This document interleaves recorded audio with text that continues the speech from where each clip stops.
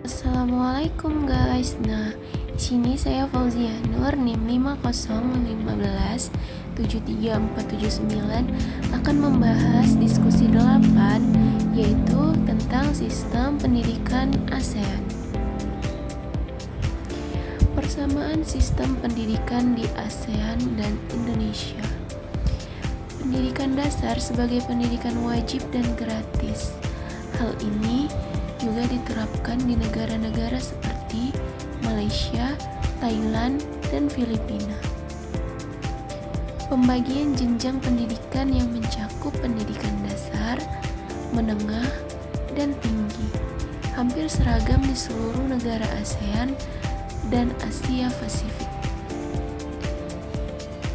Peningkatan kualitas guru yang menjadi prioritas di negara-negara seperti Singapura dan Jepang yang juga mulai terasa di Indonesia melalui program Merdeka Belajar dan platform Merdeka Mengajar. Desentralisasi pendidikan yang memberikan otonomi kepada sekolah untuk mengelola kurikulum dan dana, serupa dengan sistem manajemen berbasis sekolah di Indonesia. Contoh dari persamaan pendidikan di Indonesia dan ASEAN yaitu program Merdeka Belajar.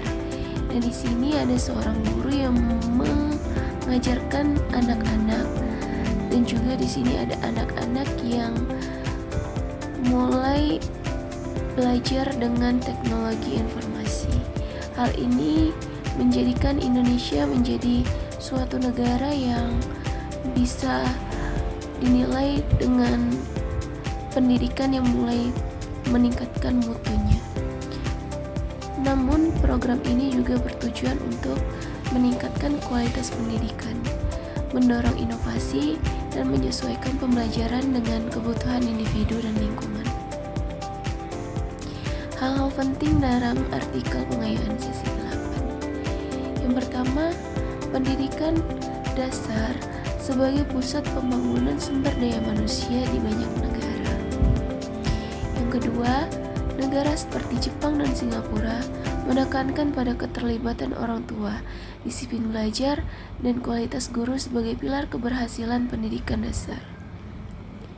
Yang ketiga, penggunaan teknologi pendidikan semakin diperluas di negara-negara Asia Pasifik, termasuk pemanfaatan platform digital untuk pengajaran dan asesmen. Yang keempat, pembiayaan pendidikan di negara-negara maju yang lebih besar porsinya, menunjukkan pentingnya sumber daya yang memadai untuk mendukung mutu pendidikan. Kaitannya dengan video dan modul. Tayangan video sesi 8 memperlihatkan berbagai praktik pendidikan yang berhasil di Jepang dan Korea Selatan. Ini sangat sejalan dengan apa yang saya pelajari dari modul 6 BMP tentang studi komparatif. Modul ini mendorong kita untuk melihat pendidikan bukan hanya dalam konteks sistem yang ada di negara kita, tetapi juga untuk belajar dari praktik terbaik yang ada di negara lain.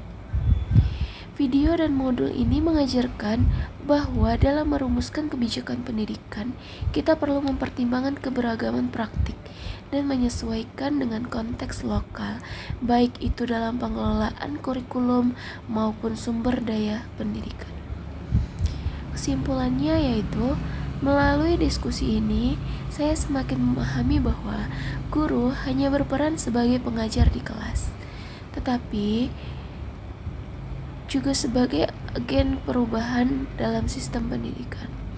Di sekolah saya, meskipun masih terdapat keterbatasan fasilitas, kami perlu berusaha untuk mengimplementasikan pembelajaran yang lebih berdiferensiasi dan menggunakan asesmen formatif.